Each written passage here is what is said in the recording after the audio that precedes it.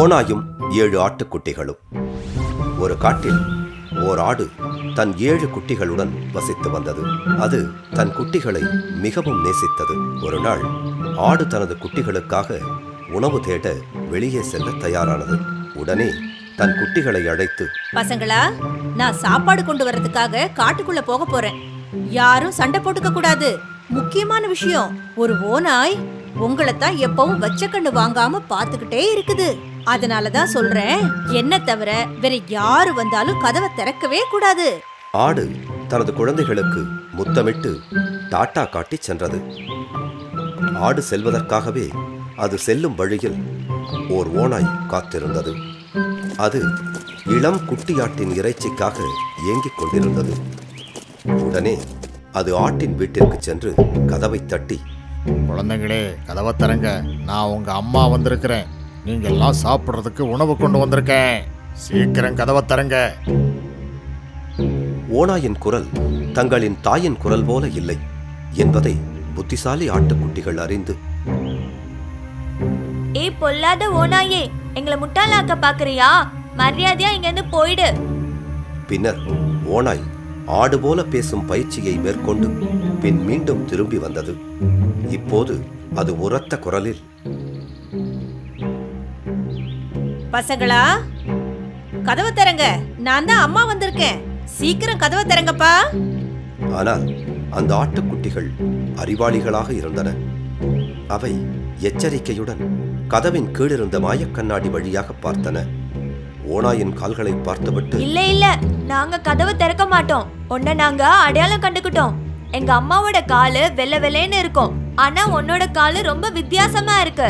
அதனால இங்க இருந்து போயிடு. ஆட்டுக்குட்டிகளின் பேச்சை கேட்ட ஓநாய் ஒரு பலசரக்கு கடைக்கு போய் கடைக்காரரிடம் தன் கால்களை வெள்ளை நிறத்தில் மாற்றும்படி கேட்டது.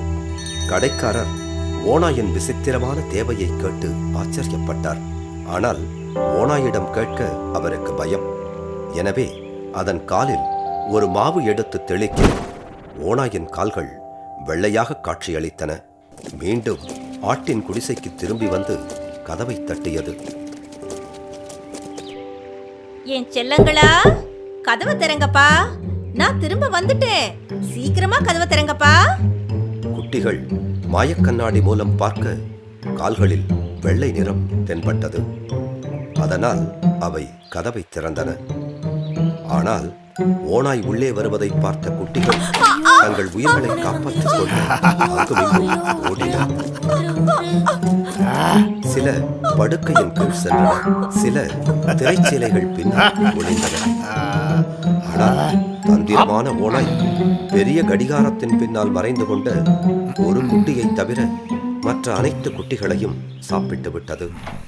ஒரு குட்டி கடிகாரத்தின் பின் ஒளிந்திருக்கும் என்று ஓநாய் யோசிக்கவே இல்லை.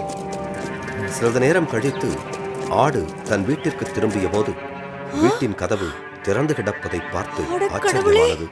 தனது குழந்தைகள் தான் வாங்கி வரும் புதிய உணவுகளை சாப்பிட மிகவும் சந்தோஷமாக காத்திருக்கும் என நினைத்தது. ஆனாலும் ஆட்டினுடைய மகிழ்ச்சி விரைவிலேயே மறைந்தது. வீடு முழுக்க தேடியும் அதன் குழந்தைகளை ஆட்டினால் கண்டுபிடிக்க முடியவில்லை. ஆடு மனம் நொந்து போய், செல்லங்களா, நீங்களா எங்க போனீங்க? உங்களுக்கு என்ன ஆச்சு? கதவை திறக்க வேண்டாம்னு நான் அத்தனை முறை சொல்லியும் எதுக்காக கதவை திறந்தீங்க? நீங்களா எங்க போனீங்க? கடைசியில அந்த ஓநாய் உங்களை எல்லாம் சாப்பிடுச்சு. நான் என் குழந்தைங்களை இழந்துட்டேனே. அந்த நேரத்தில் கடிகாரத்தின் பின்னால் இருந்த குட்டி தாயிடம் பேசியது. அம்மா, என்ன கொஞ்சம் வெளியே எடுத்து விடுங்கம்மா. நான் உயிரோட தான் இருக்கேம்மா. அம்மா இங்க வாங்க. ஆடு உடனே பாய்ந்து போய் அந்த குட்டியை தூக்கி முத்தமிட்டது. மீண்டும் மீண்டும் முத்தமிட்டது. குட்டி நடந்த முழு சம்பவத்தையும் விளக்கியது. அப்போது வெளியிலிருந்து ஓநாயின் குரட்டை சத்தம் வருவதை கவனித்த ஆடு, அந்த ஓநாய் இன்னும் இங்கதான் இருக்குன்னு நினைக்கிறேன். நீ சீக்கிரமா போய் அந்த கத்திரிக்கோலை கொண்டு வா. அந்த ஆட்டுக்குட்டி உடனே போய் ஒரு கத்திரிக்கோலை கொண்டு வந்தது. அவர்கள் இருவரும் தோட்டத்திற்கு சென்றனர். அங்கே அந்த ஓநாய் தூங்கிக் கொண்டிருப்பதை கண்டனர். ஆடு தூங்கிக் கொண்டிருக்கும் ஓநாயின் அருகில் சென்று மெதுவாக அதன் வயிற்றை வெட்டியது. ஓநாயின் வயிற்றினுள் அனைத்து குழந்தைகளும் உயிருடன் இருப்பதை பார்த்து அவர்களை ஒன்றன் பின் ஒன்றாக வெளியே எடுத்தது. குட்டிகளை கட்டி அணைத்து முத்தமிட்ட தாய் ஆடு அவர்களிடம் ஆளுக்கு ஒரு கல்லை எடுத்து வருமாறு கூறியது. ஆட்டுக்குட்டிகளும் ஆளுக்கு ஒரு கல்லை தூக்கி வர தாய் ஆடு அதை வாங்கி ஓநாயின் வயிற்றில் நிரப்பி பின் மெதுவாக கிழித்த வயிற்றை தைத்துவிட்டு தன் அனைத்து குழந்தைகளுடன் வீட்டிற்கு சென்றது. சிறிது நேரம் கழித்து ஓநாய்க்கு தாகம் எடுத்தது. ஓநாய் எழுந்து தண்ணீர் குடிப்பதற்காக கிணற்றுக்கு சென்றது. வயிற்றில் இருக்கும் கற்களின் எடை காரணமாக தன் நிலை தடுமாறிய ஓநாய் அங்கிருந்த கிணற்றில் விழ அப்போது பெரும் சத்தம் கேட்டது. கிணற்றில் நீர் நிறைந்து இருந்ததால் அந்த ஓநாய் நீரில் மூழ்கி இறந்தது. தாயாடும் குட்டிகளும் நடந்த அனைத்தையும் வீட்டின் ஜன்னல் வழியே பார்த்து கொண்டிருந்தன. இப்போது அனைத்து ஆடுகளும் வீட்டிற்கு வெளியே வந்து மகிழ்ச்சியில் நடனமாடின.